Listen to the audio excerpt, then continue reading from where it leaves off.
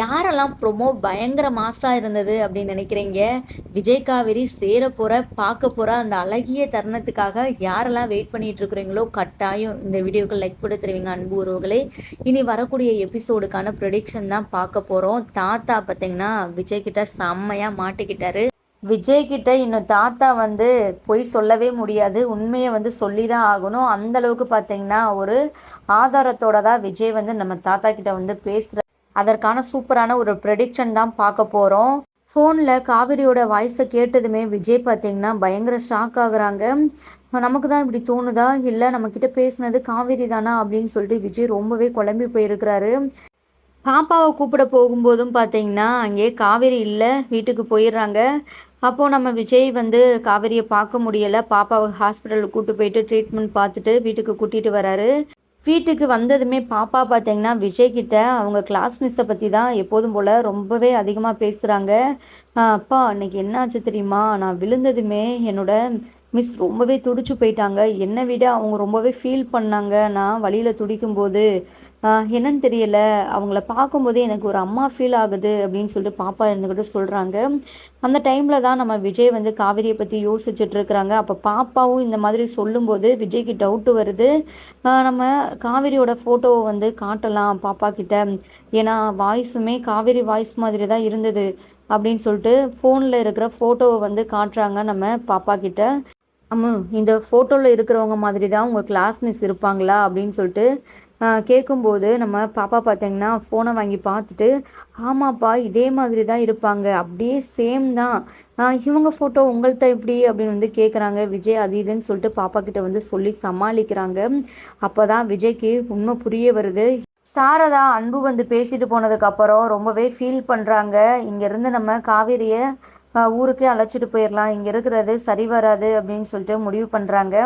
காவேரி வீட்டுக்கு வந்ததுக்கப்புறம் நம்ம பேசிக்கலாம் அப்படின்னு சொல்லிட்டு தான் சாரதம்மா இருக்கிறாங்க. விஜய் எப்போதும் போல் பாப்பாவை ஸ்கூலில் விட போகிறாங்க. ஒரு முடிவோடு தான் போகிறாங்க. கிளாஸ் மிஸ்ஸு தான் காவேரியா அப்படின்னு சொல்லிட்டு நம்ம கண்டிப்பாக இன்றைக்கி தெரிஞ்சுக்கிட்டே ஆகணும் அப்படின்னு சொல்லிட்டு. அதே மாதிரி பார்த்தீங்கன்னா காவேரியுமே நம்ம விஜய் வந்து பார்க்குறாங்க தூரத்துலேருந்து. கிளியராக தெரியுது அது காவேரி தான் அப்படின்னு சொல்லிட்டு. ஃபோனில் நம்ம காவேரியை ஃபோட்டோ எடுத்து வச்சுக்கிறாரு விஜய். அப்புறம் வீட்டுக்குமே போகிறாரு. அங்கே தாத்தா அப்புறம் சித்தி சித்தப்பா எல்லாருமே இருக்கிறாங்க, பேசிகிட்டு இருக்கிறாங்க. சாரதா கிட்ட வந்து பேசிட்டோம். அது மட்டும் இல்லாமல் காவேரிக்கு எந்த ஒரு ஞாபகமும் இல்லை, அதை பற்றியும் வந்து சொல்லிகிட்டு இருக்கிறாங்க. அப்போது விஜய் வந்து பயங்கர கோவத்தோடு வராரு. வந்துட்டு தாத்தா கிட்ட வந்து பேசுகிறாரு. தாத்தா அவங்கக்கிட்ட ஒரு முக்கியமான விஷயம் வந்து பேசணும் அப்படின்னு சொல்லிட்டு. சொல்லுப்பா விஜய் என்ன அப்படின்னு சொல்லிட்டு தாத்தா கேட்கும்போது, காவேரி உண்மையாகவே அந்த ஆக்சிடெண்ட்டில் இறந்துட்டாளா அப்படின்னு சொல்லிட்டு வந்து கேட்குறாங்க. தாத்தாவுக்கு அப்படியே தூக்கி வாரி போட்டுருது. இங்கே அன்புவும் ராதாவும் பயங்கர அதிர்ச்சியில் தான் நிற்கிறாங்க. தாத்தா இருந்துக்கிட்டு ஆமாப்பா அப்படின்னு சொல்லிட்டு நம்ம விஜய் முகத்தை கூட பார்க்காம அப்படியே வந்து சொல்கிறாரு. நம்ம விஜய் இருந்துக்கிட்டு, ஓ காவேரி அப்போது அந்த ஆக்சிடெண்ட்டில் இறந்துட்டா அப்படி தானே? ஆமாப்பா விஜய், ஏன்ப்பா திடீர்னு இவ்வளோ வருஷம் கழிச்சு கேட்குற அப்படின்னு சொல்லிட்டு வந்து கேட்குறாங்க. அப்போது இது என்ன தாத்தா அப்படின்னு சொல்லிட்டு ஃபோனில் உள்ள ஆதாரத்தை விஜய் காட்டவும் தாத்தா பார்த்தீங்கன்னா கதிகலங்கி போய் நிற்கிறாரு. இங்கே சித்தி சித்தப்பாவும் பயங்கர அதிர்ச்சியில் என்ன பண்ணுறதுனே தெரியாமல் நிற்கிறாங்க. இதுக்கு மேலே எனக்கு பொறுமை இல்லை தாத்தா, இப்போ உண்மையை சொல்ல போகிறீங்களா இல்லையா? என்னதான் நடந்துச்சு என் வாழ்க்கையில், எதுக்காக நீங்கள் வந்து இவ்வளோ பெரிய விஷயத்த மறைச்சிங்க அப்படின்னு சொல்லிட்டு நம்ம விஜய் வந்து பயங்கர கோவத்தில் வந்து கேட்குறாங்க. உடனே நம்ம தாத்தா பார்த்தீங்கன்னா கதறி அழ ஆரம்பிச்சுறாங்க. விஜய் கிட்ட மன்னிப்பு கேட்குறாங்க. விஜய் என்னை தயவு செஞ்சு மன்னிச்சுடுப்பா, நான் தப்பு பண்ணிட்டேன், உன் பாட்டி பேச்சை கேட்டு நானும் மிகப்பெரிய தப்பு பண்ணிட்டேன், உன்னையும் காவேரியும் பிரித்து வச்சு அப்படின்னு சொல்லிட்டு தாத்தா பார்த்தீங்கன்னா ஓன்னு அழுகுறாங்க.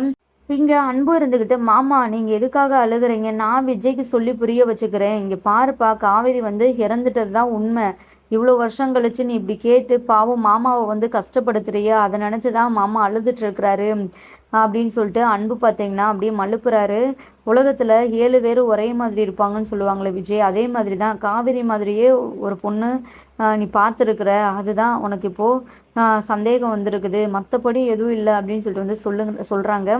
உடனே விஜய் பார்த்தீங்கன்னா சித்தப்பாவை அட்டிக்கிறதுக்காக கை ஓங்கிறாரு. இங்கே பாரு, இனி உனக்கு மரியாதையே கிடையாது, உங்ககிட்ட நான் எதுவுமே பேசல, சித்தி அவரை சொல்லி வைங்க, நான் தாத்தா கிட்ட தான் பேசிகிட்டு இருக்கிறேன். தாத்தா இப்போ நீங்கள் உண்மையை சொல்ல போகிறீங்களா இல்லையா?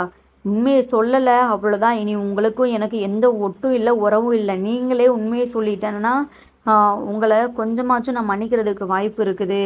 ஆனா நானே கண்டுபிடிச்சேன்னா, உங்கள வந்து ஆயுசுக்கும் மன்னிக்கவும் மாட்டேன். உங்கள விட்டு நான் தூரமா போயிருவேன் அப்படின்னு வந்து சொல்றாங்க.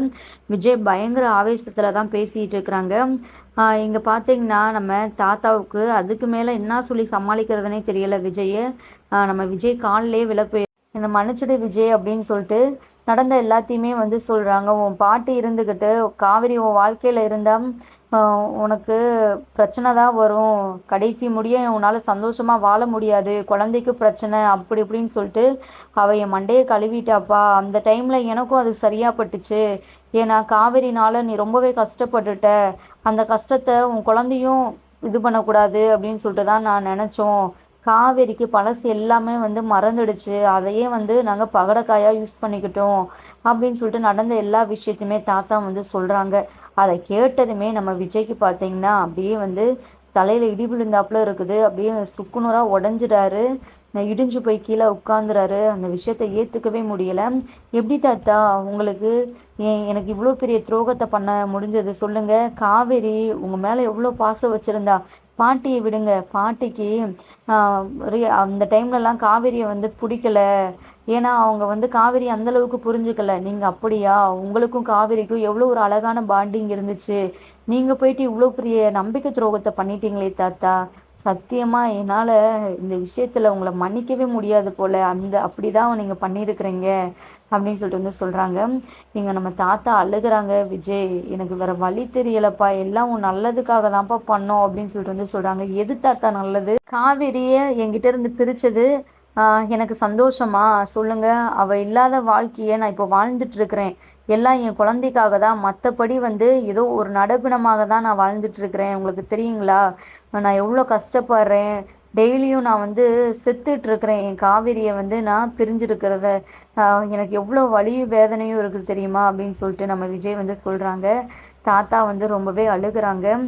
ரொம்பவே கோவமா பேசிட்டு நம்ம விஜய் வந்து கிளம்பிடுறாரு. எங்க ஸ்கூல்ல பாப்பாவை கூப்பிட தான் போறாரு. எப்படின்னாலும் நம்ம காவேரியை பார்க்கணும், காவேரி கிட்ட பேசணும் அப்படின்னு சொல்லிட்டு விஜய் வந்து நினச்சி போறாரு. ஆனால் காவேரியை வந்து விஜய் வந்து மீட் பண்ணவே முடியல. காவேரி பார்த்தீங்கன்னா அதுக்கு முன்னாடியே வந்து வீட்டுக்கு போயிடறாங்க. இங்கே விஜய் பாப்பா கிட்ட போயிட்டு, அம்மோ எங்கே உங்கள் மிஸ்ஸு? இன்னைக்காச்சும் உங்கள் மிஸ்ஸை பார்த்து நான் பேச முடியுமா அப்படின்னு வந்து கேட்குறாங்க. அப்பா நீங்கள் இன்றைக்குமே வந்து எங்கள் மிஸ்ஸை மிஸ் பண்ணிட்டீங்க. அவங்க அப்போவே வீட்டுக்கு போயிட்டாங்க அப்படின்னு சொல்லிட்டு வந்து சொல்கிறாங்க. இங்கே விஜய் ரொம்பவே அப்செட் ஆகிறாரு. சரி இன்னைக்கு இல்லைன்னா நாளைக்கு கண்டிப்பாக நம்ம காவேரியை பார்த்தே ஆகணும் அப்படின்னு சொல்லிட்டு தான் வந்து மனசை தேத்திக்கிட்டு பாப்பாவை கூட்டிகிட்டு போகிறாரு. எங்கள் வீட்டுக்கு வந்த காவேரிக்கு நம்ம சாரதா வந்து ரொம்பவே ஷாக் கொடுக்குறாங்க. காவேரி இன்னைக்கே நம்ம வந்து ஊருக்கு போவோம். அங்கே யமுனாவுக்கு ரொம்பவே உடம்பு சரியில்லையா. இங்கேயும் அங்கேயும் அலைஞ்சிட்டு இருக்க முடியாது. பேசாமல் நம்ம அங்கேயே இருந்துக்கலாம். அங்கேயே நீ உனக்கு ஒரு வேலை பாரு அப்படின்னு சொல்லிட்டு சொல்லவும் இங்கே நம்ம காவேரிக்கு ரொம்பவே அதிர்ச்சியாக இருக்குது. அம்மா என்னம்மா உனக்கு என்ன பைத்தியம் பிடிச்சி போச்சா? நீ வேணா போ, நான் இங்கேயே இருக்கிறேன். எனக்கு இந்த ஸ்கூலு அப்புறம் நான் குட்டி பாப்பா ஒன்று சொல்லவே இல்லை. அதை விட்டுட்டு என்னாலாம் பிரிஞ்சு வர முடியாதுமா. அந்த பாப்பா கூட நான் அவ்வளோ அட்டாச் ஆகிட்டேன் அப்படின்னு சொல்லிட்டு வந்து சொல்கிறாங்க. காவேரி உன்னை பிரிஞ்சுலாம் என்னால் தனியாலாம் இருக்க முடியாது. 2 பேருமே வா ஊருக்கு போகலாம். அதுவும் இப்போவே கிளம்பி ஆகணும் அப்படின்னு சொல்லிட்டு சாரதாம்மா ரொம்பவே பிடிவாதமாக நிற்கிறாங்க. இங்கே காவேரிக்கு ஒன்றுமே புரியலை. அம்மா என்னம்மா ஆச்சு உனக்கு? திடீர்னு இப்படி இது பண்ணிகிட்டு இருக்கிற அப்படின்னு சொல்லிட்டு வந்து கேட்குறாங்க. பாவண்டி உன் தங்கச்சி அங்கே எவ்வளோ கஷ்டப்பட்டு இருக்கிறா தெரியுமா? ஃபோன் போட்டேன். அவன் அக்கா பக்கத்தில் இருந்தாவாச்சும் சரி அப்படின்னு சொல்லிட்டு நான் வாட்டில் உங்க கூட அமைதியாக இருப்பேன். அவ பாத்ரூம்ல வழுக்கி விழுந்து நடக்க முடியாம இருக்காளாம். மனசே கேட்கலடி காவேரி. உடனே இன்னைக்கே கிளம்பலாம் அப்படின்னு சொல்லிட்டு வந்து சொல்றாங்க. சரி அதுக்கே அங்கேயே இருக்கணும், மறுபடியும் இங்க வரக்கூடாது அப்படின்னு சொல்லிட்டு வந்து சொல்ற அப்படின்னு வந்து கேட்குறாங்க நம்ம காவேரி. அதுக்கு நம்ம சாரதாம்மா வந்து சரியாகவே பதில் சொல்ல மாட்றாங்க. எதுக்கு இப்படி நீ கேள்வி மேலே கேள்வி கேட்டுக்கிட்டே இருக்கிற காவேரி? எனக்கு இங்கே செட் ஆகலை. எனக்கு இந்த இடம்லாம் எதுவுமே பிடிக்கல. மதுரை தான் நம்மளுக்கு நல்லா சூப்பராக இருந்தது அப்படின்னு சொல்லிட்டு வந்து சொல்கிறாங்க. இங்கே காவேரிக்கு மனசே கேட்கலம்மா. எனக்கு வரதெல்லாம் பெருசு இல்லைம்மா. எனக்கு அந்த குட்டி பாப்பாவை விட்டு பிரியறதுக்கே மனசு இல்லை அப்படின்னு சொல்லிட்டு வந்து சொல்கிறாங்க. நம்ம சாரதாவுக்கு அப்போ தான் தோணுது, ஒருவேளை காவேரியோட குழந்தையாக தான் இருக்குமோ அப்படின்னு சொல்லிட்டு வந்து நம்ம சாரதாம்மா வந்து நினைக்கிறாங்க. சரி காவேரி இங்கே இருக்கிறது சரி வராது. நீ என்னைக்காச்சும் ஒரு நாள் வந்து அந்த பாப்பாவை மட்டும் பார்த்துக்கோ அப்படின்னு சொல்லிட்டு நம்ம சாரதா காவேரியை சமாதானப்படுத்தி கையோட ஊருக்கு அழைச்சிட்டு போகிறாங்க. இன்னொரு பக்கம் விஜய் பார்த்தீங்கன்னா, காவேரி எப்படினாலும் பார்க்கணும், பேசணும் அப்படின்னு சொல்லிட்டு மறுநாள் வந்து பாப்பாவ அழைச்சிட்டு ஸ்கூலுக்கு வந்தா, ஆ விஷயம் தெரிய வருது.